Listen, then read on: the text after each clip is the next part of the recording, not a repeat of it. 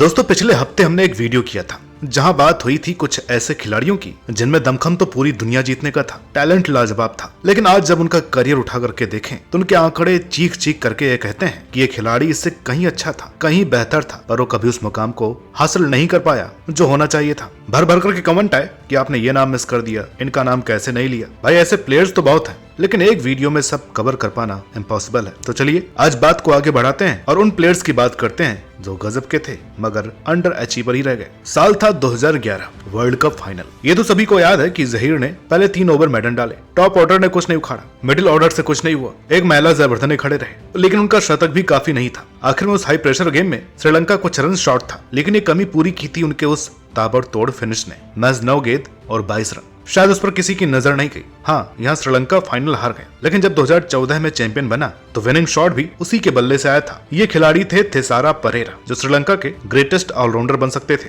आपने अक्सर ऐसे लोग देखे होंगे जिनमें ऊर्जा बहुत होती है, ताकत भरपूर होती है, बल होता है पर बुद्धि नहीं होती है। इनका attacking stroke play next level का था। ताकत का अंदाजा इनके 123 मीटर के सिक्स को देख करके ही लग जाएगा, लेकिन इन्हें सिर्फ मार करके ही खेलना आता था। सूझबूझ वाली क्रिकेट कभी खेल ही नहीं सके, पूरा करियर नहीं सुधरे, ओवर एग्रेसिव ही मैच निकाल दिए। कई बार मौका आया हीरो बनने का, श्रीलंका को मुश्किल मैच जिताने का, लेकिन इन्होंने हर मौका गंवाया। बॉलिंग तो अच्छी करते थे, लेकिन बैटिंग में बहुत कुछ अचीव कर सकते थे, बहुत ही आगे जा सकते थे, लेकिन कुछ भी नहीं बन पाए। 166 ओडीआई खेल दिए, एवरेज जो कि महज 20 का था, कम से कम 35-40 होना चाहिए था। 84 टी20, लेकिन एवरेज सिर्फ 23। जब ये चल जाते थे तो फिर रोकना मुश्किल होता था। कुछ मैच तो श्रीलंका को उन्होंने ऐसे ही जिताए, मगर कंसिस्टेंसी से नहीं। जिनकी सबसे ज्यादा जरूरत होती, ये केयरलेस क्रिकेट खेल करके मैच गंवा जाते, जो कि एक्सेप्टेबल नहीं था। दोस्तों याद कीजिए 2010-11 के वो दिन जब भारत इंग्लैंड में क्लीन स्वीप हारा था और व्हाइट बॉल सीरीज में एक नाम अक्सर चर्चा का विषय होता था, रवि बोपारा। उनके हर फनमौला खेल ने उस दौरे पर काफी प्रभावित किया। हाँ, नोटिस इन्हें इस सीरीज से किया गया, लेकिन परफॉर्म ये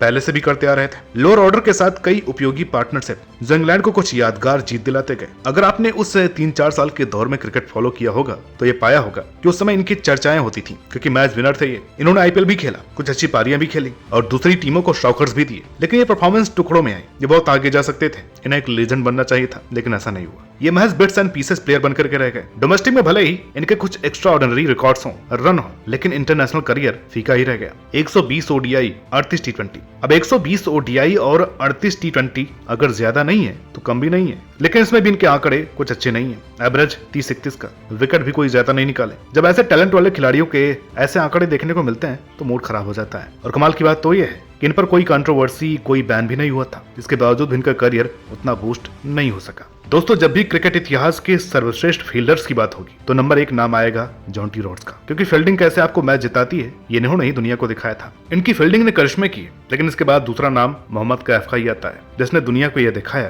कि अपनी फील्डिंग से आप कैसे बेस्ट बन सकते हैं, कैसे दूसरों को इंस्पायर कर सकते हैं। कैफ ने मैच फील्डिंग के दम पर अपने करियर में कई फेरबदल किए। बल्ले से तो वो 2002 का नेटवेस्ट ट्रॉफी फाइनल याद आता है, जहां दूर दूर तक कोई उम्मीद नहीं रह गई थी, फिर भी इन्होंने हार नहीं मानी, अपना कैरेक्टर दिखाया, भारत को एक ऐसी यादगार जीत दिला दी जिसकी आज तक बात होती है। 2003 वर्ल्ड कप में पाकिस्तान के खिलाफ राहुल द्रविड़ के साथ तो पार्टनरशिप, लेकिन इसे निकाल दिया जाए तो बल्ले से और कोई कंट्रीब्यूशन इनका नहीं रह जाता है। हाँ, इनकी फिटनेस और फील्डिंग दोनों ही टॉप क्लास की थी। अब चाहे आज का ही लीजेंड लीग देख लीजिए या इनके प्लेइंग डेज का हाल, कभी अपने पोटेंशियल के हिसाब से बैटिंग नहीं की, बेसिकली सिर्फ फील्डिंग के दम पर ही टीम में थे, जो कि कभी कभी इम्पैक्टफुल रन कर जाते, वरना ज्यादातर फेलियर। और क्योंकि फिर भारतीय टीम में कुछ ऐसे खिलाड़ियों की एंट्री हुई जो कि फील्डिंग में फुर्तीले, बैटिंग में लचीले और थोड़ी बहुत बॉलिंग से भी कारगर थे, इसलिए 2006 के बाद इन्हें दोबारा कभी नीली जर्सी में खेलना नसीब नहीं हुआ, क्योंकि ना तो पहले उतनी अचीवमेंट थी, ना ही ड्रॉप होने के बाद कुछ एक्स्ट्राऑर्डिनरी, इसलिए करियर फीका ही रह गया। टेस्ट ओडीआई दोनों में ही एवरेज केवल 32 का, स्ट्राइक रेट भी बेहद ही कम, न बैटिंग के न बॉलिंग के, और फील्डिंग के तो थे ही बादशाह। कुछ खिलाड़ी होते हैं जिनमें कैलिबर बहुत होता है, काबिलियत होती है बेशुमार, और कोई न कोई ऐसी कला भी होती है जो उन्हें क्रिकेट फील्ड पर अलग और टफ बनाती है। ऐसे ही थे ऑस्ट्रेलिया के हरफनमौला जेम्स फॉल्कनर, जो कि बल्ले से बेरहम थे।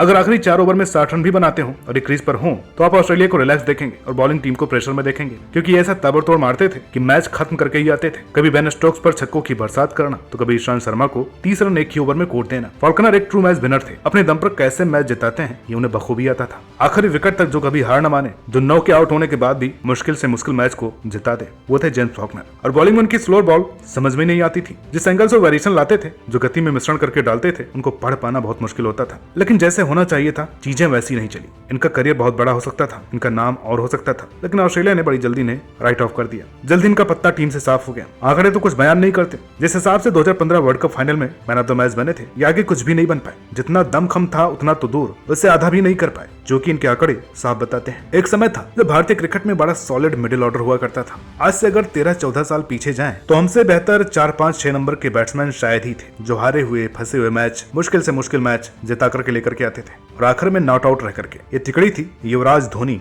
और रैना की। माही तो थे ही शानदार विकेट कीपर बल्लेबाज, युवराज भी एक हरफन मौला, लेकिन असली इंपैक्ट था सुरेश रैना का। अगर ये बात समझ ना पाए तो 2011 वर्ल्ड कप का क्वार्टर फाइनल और सेमीफाइनल के मैच देख लीजिए। बड़ा कम होता था कि इनमें से कोई 2 लोग फेल हो जाएं, लेकिन इस सेमीफाइनल में हुआ। मगर रैना के उपयोगी रनों ने ही एक स्टेज पर वो मैच बनाए थे। इसके अलावा बॉलिंग में भी विकेट निकालने में माहिर थे। फील्डिंग तो थी जबरदस्त, दुनिया में सर्वश्रेष्ठ। यार ऐसा प्लेयर जिसमें प्रॉपर 3D क्वालिटी हो, डिफेंसिव के साथ साथ अग्रेसिव गेम भी हो, अपने दम पर मैच जिताने की काबिलियत हो, उसके नाम कई सारे रिकॉर्ड, ज्यादा नहीं तो कम से कम 15,000 इंटरनेशनल रन और 100-150 विकेट तो बनते ही थे। इनके टैलेंट को देखें तो ये पॉसिबल था, उससे भी कहीं आगे निकल सकते थे। जब 18 साल का लड़का इंडिया खेल जाए, मतलब कुछ तो बात होगी। ऊपर से T20 इतिहास में देश का पहला शतक भी है। तीनों फॉर्मेट में सेंचुरी बनाने वाले पहले भारतीय होने के बावजूद अपनी काबिलियत को मैक्सिमाइज नहीं कर पाए। 225 ODI खेले, एवरेज सिर्फ 35 का, जहां एवरेज महज 29 का। 78 T20 में मात्र 26 का एवरेज, 8,000 रन भी नहीं बने, विकेट भी 62 ही निकाल पाए। ठीक ठाक मैचेस खेल गए, मगर उतना भी अचीव नहीं किया। 15 साल लंबे करियर में सिर्फ 7 शतक। अभी बात कुछ जमी नहीं।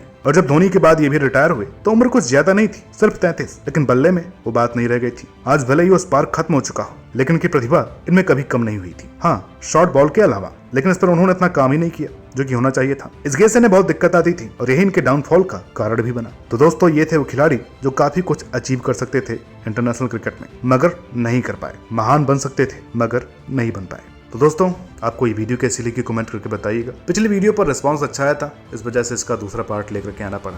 ऐसे वीडियोस देखना चाहते हैं तो चैनल को सब्सक्राइब कर लीजिए। हम कई बार कह चुके हैं कि हमारा लक्ष्य जल्द से जल्द 1 लाख सब्सक्राइबर्स तक पहुंचना है। मात्र 20% लोगों ने चैनल को सब्सक्राइब किया है, जितने भी लोग वीडियो देखते हैं। तो आप सभी लोगों से निवेदन है, चैनल को ज्यादा से ज्यादा सब्सक्राइब कीजिए, ताकि और भी अच्छे कंटेंट हम आपके लिए लेकर के आ पाए। मिलते हैं आपसे अगली वीडियो में, तब तक के लिए नमस्कार।